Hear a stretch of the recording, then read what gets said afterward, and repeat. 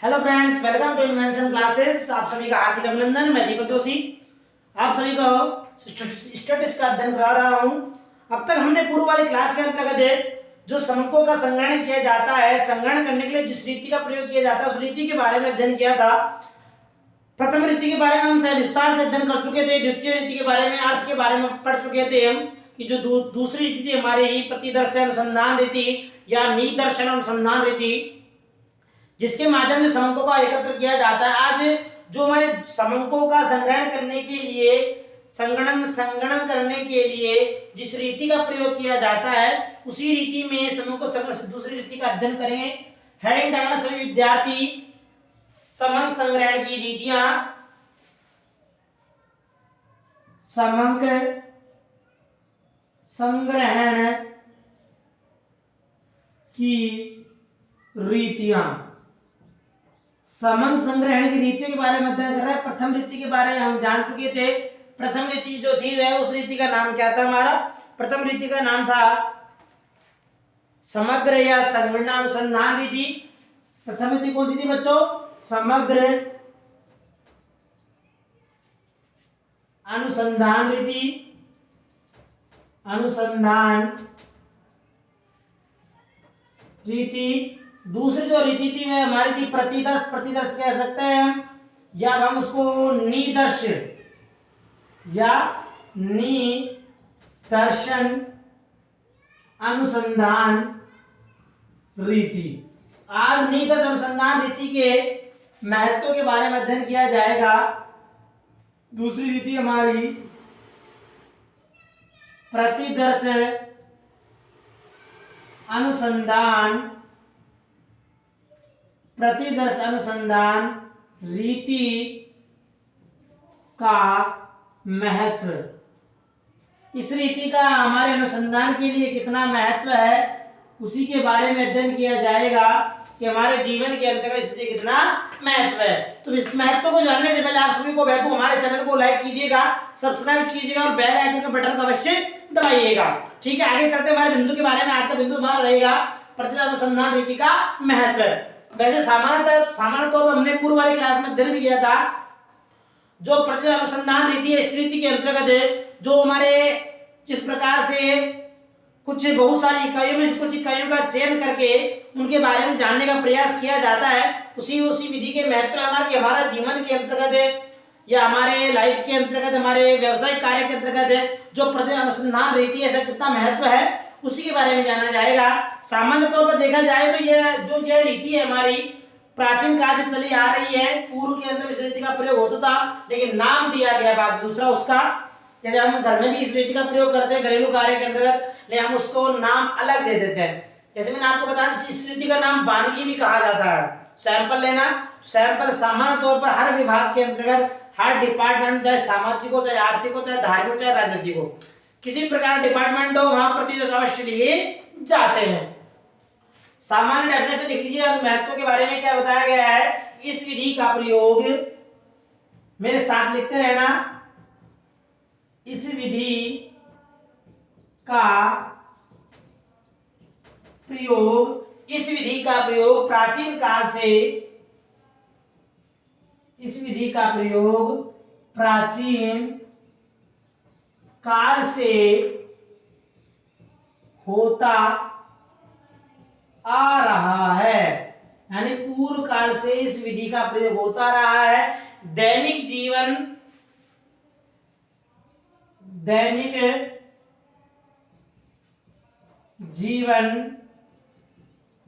एवं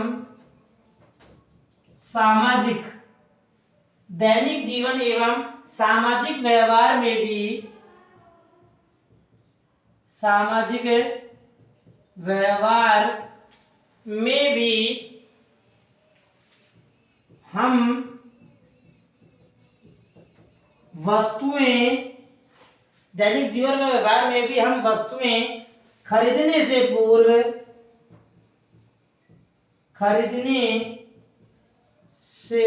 पूर्व, यानी जब वस्तु मार्केट से खरीदते हैं तो खरीदने से पूर्व हम क्या करते हैं? खरीदने से पूर्व वस्तु का नमूना, पूर्व वस्तु का नमूना नमूना मीन्स सैंपल, ठीक है। नमूना देखकर ही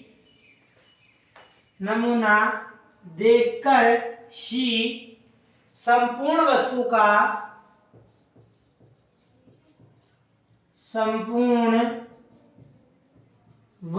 का आकलन करते हैं।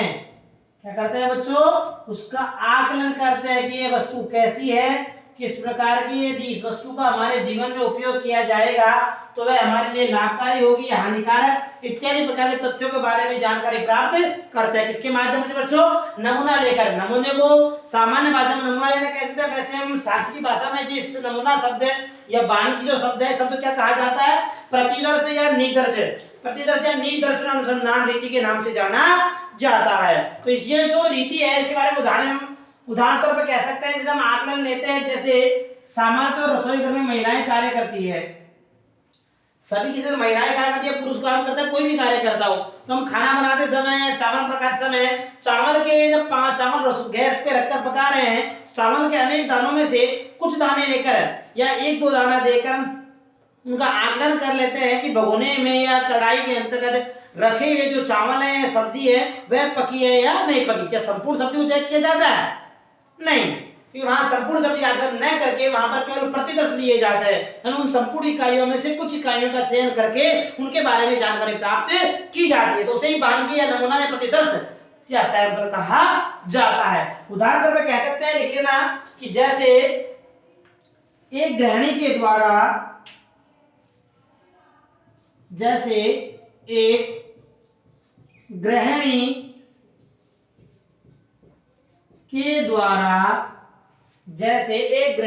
द्वारा चावल के कुछ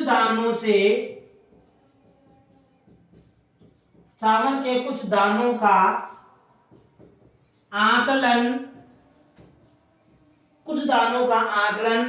कर लेने के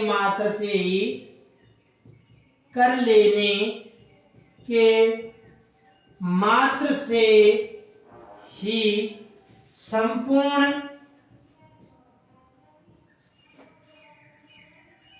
भगोने में चढ़े हुए चावल, कहने का तात्पर्य है भगोने में चढ़े, पकाने के लिए, मतलब पकाने के लिए भगोने में चढ़े गए चावल संपूर्ण चावल का परिणाम प्रस्तुत कर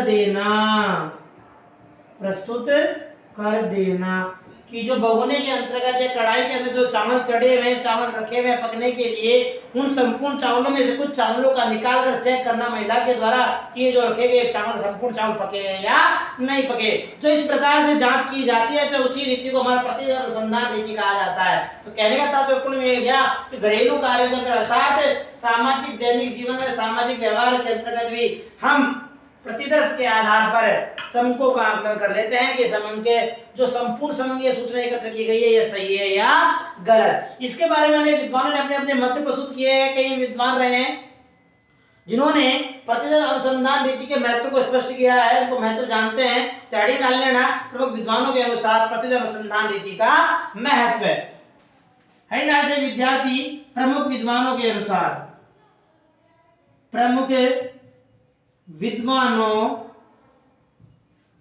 के अनुसार। अब प्रमुख विद्वान कौन कौन से रहे हैं उनके बारे में जानकारी प्राप्त करते हैं। नंबर 1 जिसका नाम आता है उस विद्वान का नाम हमारा स्नेडोकर।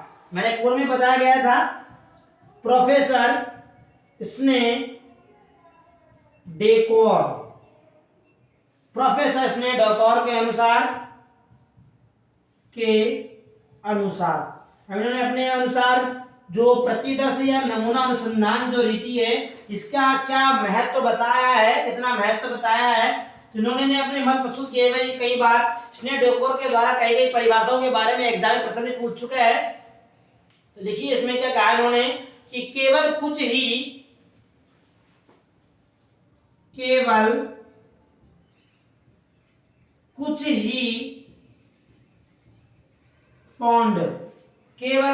पौंड कोयले की जांच के आधार पर कोयले की जांच के आधार पर जो संपूर्ण कोयले में से कुछ कोयले की जांच दी है, जांच के आधार पर एक बोगी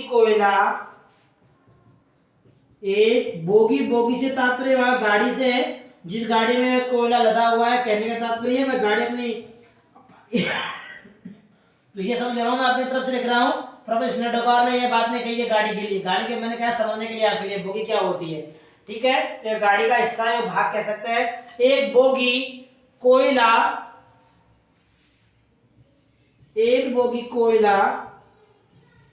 स्वीकृत या अस्वीकृत, यानी हाँ भरना और मना कर देना, ठीक है। स्वीकृत या अस्वीकृत कर दिया जाता है, बस स्वीकृति देना है नहीं देना उसके बारे में कह दिया जाता है। जिस प्रकार एक बात करके इसी अपनी परिभाषा में एक तथ्य और कहा, उन्होंने क्या कहा उसको भी लिख लेना कि केवल एक बूंद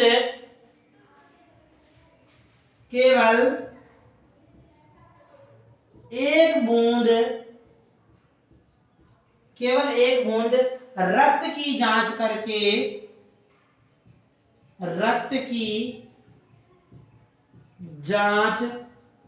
करके यानी केवल एक बूंद रक्त की जांच करके जो चिकित्सक होता है, जो डॉक्टर होता है, चिकित्सक रोगी के बारे में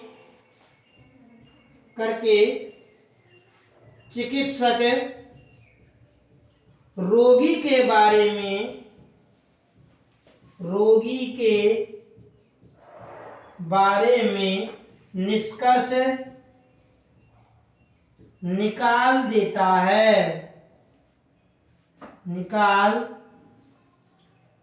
निकाल देता है, यानी क्या रिजल्ट आया है, वह रोगी बीमार है या नहीं।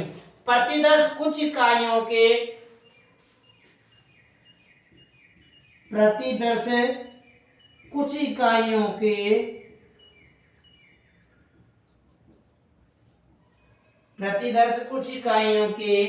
आधार पर या इकाइयों के निरीक्षण द्वारा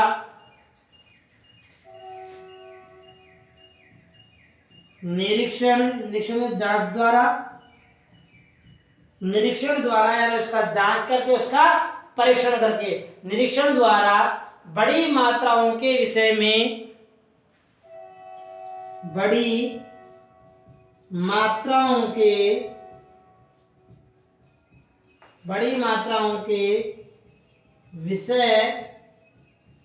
जो बड़ी मात्रा में आंकड़े प्रस्तुत है हमारे सामने, उनके बारे में परिणाम निकालना। तो बड़ी मात्राओं के विषय में जानकारी प्राप्त करने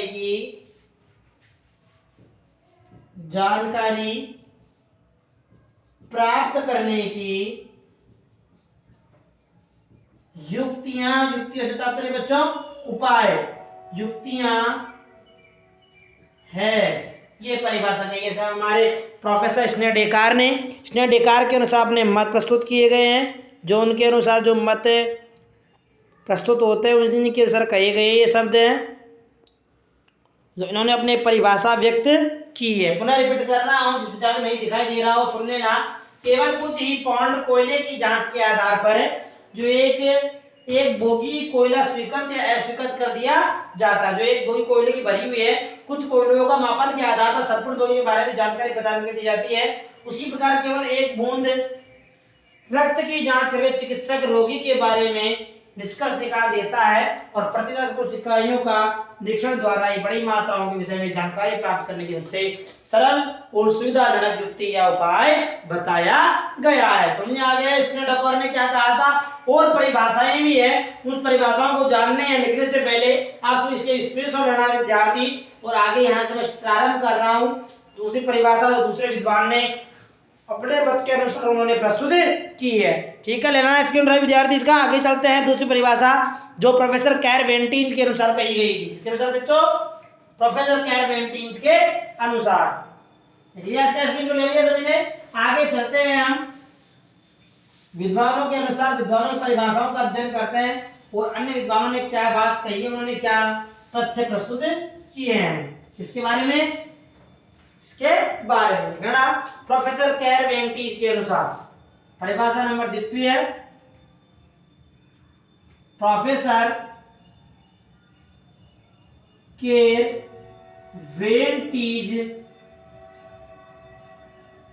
के अनुसार प्रोफेसर कैरवेंटीज ने क्या बात कही, उन्होंने क्या तथ्य प्रस्तुत किए। समंकों का संग्रहण करने की जो विधि बताई इन्होंने अपनी बात में कही। इन्होंने सबसे छोटी परिभाषा कही है। देखा जाए तो प्रमुख अनेक विद्वानों में से सबसे छोटी परिभाषा इन्होंने कही है। छोटी परिभाषा के माध्यम से संपूर्ण तत्व को इन्होंने एकत्र कर लिया है। तो उन्होंने क्या कहा, लिखिए कि केवल कुछ इकाइयों के आधार पर संपूर्ण मात्राओं के बारे में आप जानकारी प्राप्त कर सकते हैं। तो देखिए इसमें कुछ ही इकाइयों के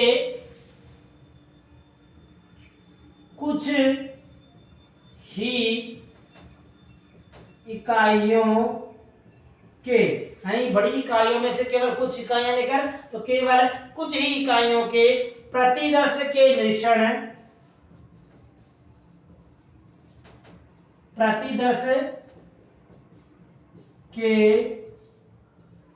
यानी इसका निरीक्षण लेना, जांचना उसके बारे में, निरीक्षण के माध्यम से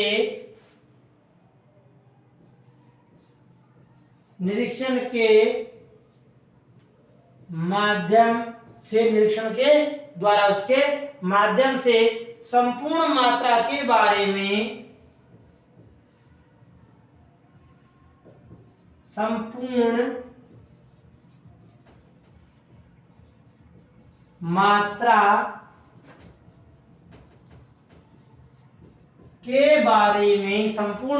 के बारे में अनुमान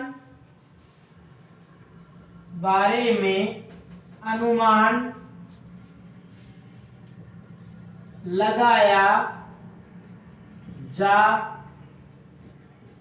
सकता है कि उसका क्या अनुमान होगा, क्या परिणाम निकलकर आएगा। लगाया जा सकता है ये परिभाषा हो। सबसे छोटी इंपॉर्टेंट परिभाषा कहीं उन्होंने क्या कहा कि जो संपूर्ण इकाइयां होती है उनमें से कुछ इकाइयों का प्रतिदर्श लेकर या उनका नमूना लेकर उनके बारे में निरीक्षण के माध्यम से संपूर्ण मात्रा के बारे में अनुमान लगाया जा सकता है। हमारे प्रतिदर्श अनुसंधान विधि कहलाती है। उदाहरण के तौर पर कहा गया, जैसे उदाहरण के लिए उदाहरण क्या बताया गया है, जैसे औद्योगिक और व्यापारिक क्षेत्र होते हैं। मैं समझा देता हूं आपको मैं, जैसे औद्योगिक व व्यापारिक क्षेत्र में जैसे बड़ी बड़ी फैक्ट्रियां होती है, उद्योग जो बने हुए होते हैं, उद्योगों के अंदर क्या होता है, बहुत सारी इकाइयों के बारे में थोड़ा जानना होता है। क्या किया जाता है, वहां के अनुसंधानकर्ता के द्वारा बहुत सारी इकाइयों में से कुछ इकाइयों का चयन करके उनके बारे में जानकारी प्राप्त करके संपूर्ण जो तथ्य प्रस्तुत है उनके सामने वस्तु प्रस्तुत है उसके बारे में आकलन कर लेता है, मैं उनका मापन कर लेता है यह वस्तु कितनी सही है कितनी गलत है, ये हमारे मेरे व्यापार के लिए उपयोगी होगी या नहीं होगी। औद्योगिक क्षेत्र में ये हो गया। व्यापारिक क्षेत्र में देखा जाए तो दुकानदार सामान बेचने से पहले कुछ वस्तु का चयन करता है और वह कहता है कि मुझे एक साथ पूरी वस्तु नहीं चाहिए, मुझे पहले आप कुछ वस्तु देखी चाहिए, उन वस्तु को मैं देखूंगा, परखूंगा, यदि ग्राहक को पसंद करेगा तो मैं आपके से परचेज करूंगा। कहने का तात्पर्य होगा वह भी नमूना ले रहा है तो नमूने के माध्यम से या प्रतिदर्श के माध्यम से संपूर्ण इकाइयों के बारे में औद्योगिक व्यापारिक क्षेत्र में भी जानने का प्रयास किया जाता है या जाना जाता है।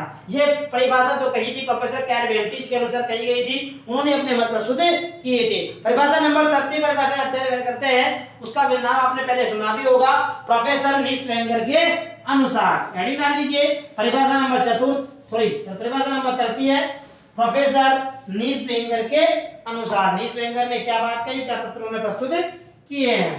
परिभाषा नंबर 3 प्रोफेसर नीस वेंगर, नाम को ध्यान रखना, क्या नाम है, प्रोफेसर नीस वेंगर के अनुसार।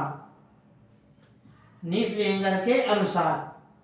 तो महत्व के अंतर्गत महत्व को प्रकट करने के लिए सभी विद्वानों ने अपने अपनी सहायता प्रदान की कि जो प्रत्यक्ष अनुसंधान रीति है किस प्रकार से उपयोगी सिद्ध होती है।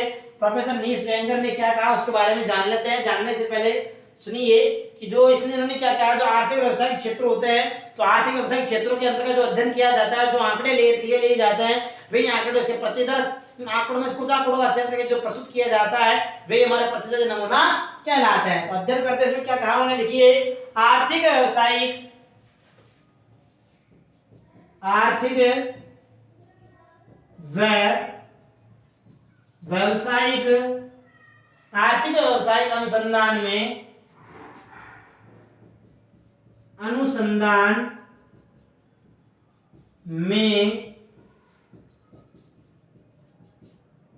अनुसंधान में प्रतिदर्श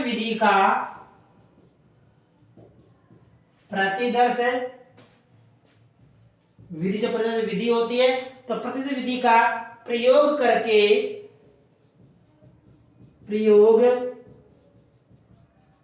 विस्तृत से तात्पर्य बड़ा, ठीक है, विस्तृत रूप में किया जाता है,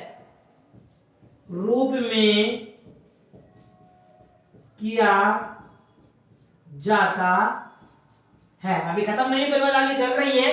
उन्होंने कहा कि विस्तृत रूप में प्रयोग किया जाता है। क्यों किया जाता है? क्योंकि सामूहिक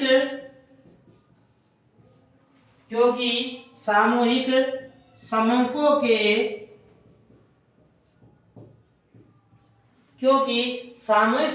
के अध्ययन में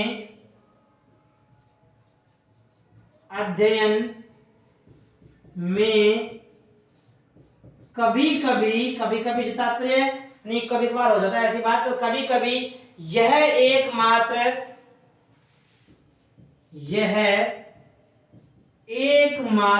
केवल कहा है, कभी कभी यह एकमात्र संभव, कभी कभी यह एकमात्र संभव, प्राय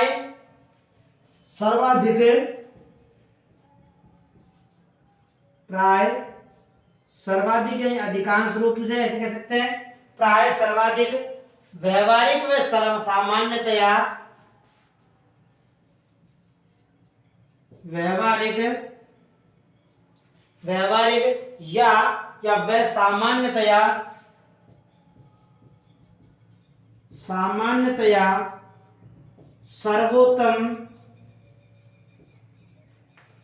सर्वोत्तम विधि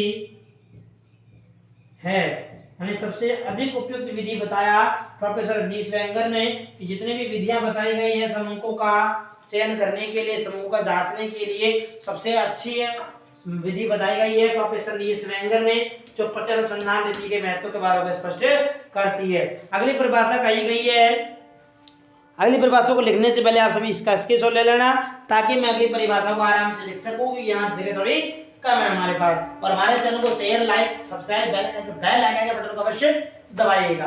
सभी विद्यार्थियों ने आगे अध्ययन करते हैं चतुर्थ परिभाषा, जिसमें प्रत्यक्ष अनुसंधान रीति के महत्व के बारे में उन्होंने बताया गया था, अपने तथ्य प्रस्तुत किए गए। तो उन्होंने क्या बताया गया उसके बारे में जानने का प्रयास करेंगे। जानने से पहले आप इसका स्क्रीनशॉट ले लेना। आगे चलते हैं। परिभाषा नंबर चतुर्थ, महत्व के बारे में परिभाषा बताई जा रही है कि हमारा जीवन के अंतर्गत जो प्रत्यक्ष अनुसंधान रीति से कितना महत्व है। ठीक है, इसलिए इसको चतुर्थ परिभाषा लिखते हैं। जो चतुर्थ परिभाषा कही, इसका इन वैज्ञानिकों ने या इन शास्त्री ने भी का नाम आपने काफी सुना होगा पिछले वाले अध्यायों के अंतर्गत। तो लिखिए, प्रोफेसर क्रॉक्स्टन व काउडेन के अनुसार चतुर्थ महत्व प्रोफेसर क्रॉक्स्टन है ना, प्रोफेसर क्रॉक्स्टन व काउडेन के अनुसार। प्रोफेसर क्रॉक्स्टन व काउडेन ने क्या परिभाषा व्यक्त की है, उनके बारे में अध्ययन करेंगे हम। उन्होंने इस अनुसंधान रीति का क्या महत्व बताया, वही महत्व है कि जब किसी विद्वान के द्वारा कोई परिभाषा तत्व प्रस्तुत किए जाते हैं तो इसे इन्वर्टेड कॉमास के अंतर्गत लिखा जाता है, इन्वर्टेड कॉमा में प्रस्तुत किया जाता है। यह जानकारी मैं आपको पूर्व में बता चुका हूं कि जब किसी विद्वान के द्वारा कोई बात कही जाती है तो उसे डबल इन्वर्टेड कॉमास के अंतर्गत लिखा जाता है, सिंगल में नहीं डबल में। सिंगल में तो केवल सामान्य बात जो होती है, सामान्य बात को ही लिखा जाता है, लेकिन डबल इन्वर्टेड कॉमा में मुख्य बात को लिखा जाता है। देखिए इन्होंने क्या कहा, देखिए कि एक बड़े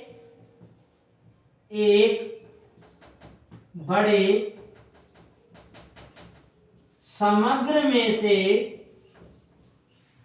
एक बड़े समग्र में से प्रतिदर्श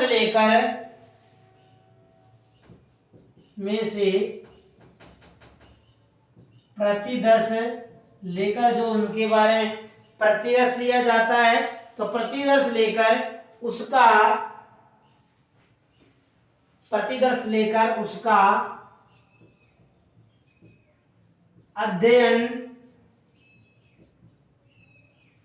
अध्ययन किया जा सकता है,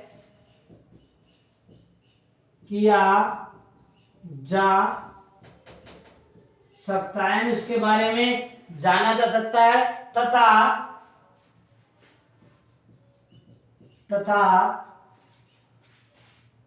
यदि वह से तात्पर्य उस अनुसंधान नीति से, यदि वह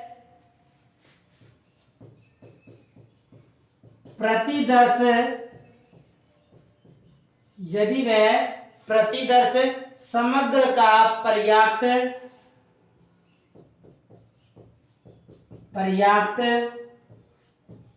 प्रतिनिधित्व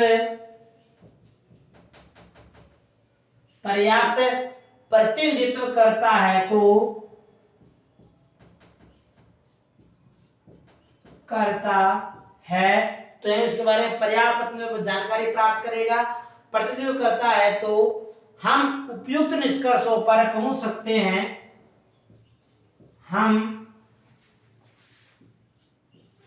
हम उपर्युक्त या उपयुक्त कह सकते हैं इसको, ठीक है, उपयुक्त गलत हो जाएगा। हम उपयुक्त निष्कर्षों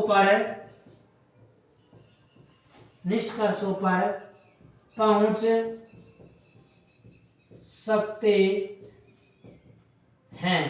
ये परिभाषा गई प्रोफेसर क्रॉक्सटन काउडेन के अनुसार। पुनः रिपीट कर रहा हूं, नहीं लिखा हो, नहीं समझ में आ रहा हो, सुन लेना, समझ लेना, बाद में मत कहना सर समझ में नहीं आया, कह देना तो कोई दिक्कत वाली बात नहीं, बताया जुड़ जाएगी। एक बड़े समग्र में से, जो बड़ा समग्र होता है उसमें से प्रतिदर्श लेकर, जैसे मैं उदाहरण तौर पे समझा देता हूं मैं आपको, यहाँ पर समझ में भी आएगा। ये मान लो बड़ा विद्यालय है, क्या बच्चों, विद्यालय है, ये बना दिया हमने, यहाँ विद्यालय की नींव होती सर, ये लो जी, ये हमारा विद्यालय बन गया, पाठशाला से कहा जाएगा, ठीक है। ये हमारे इसमें कमरे मान लो, ये हमारे कमरे बन गए पाठशाला के अंतर्गत, ये लो सर,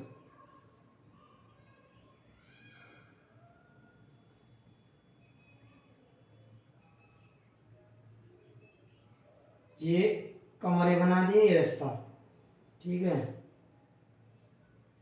इसको नाम लिख दिया हमने, विद्यालय हो गया।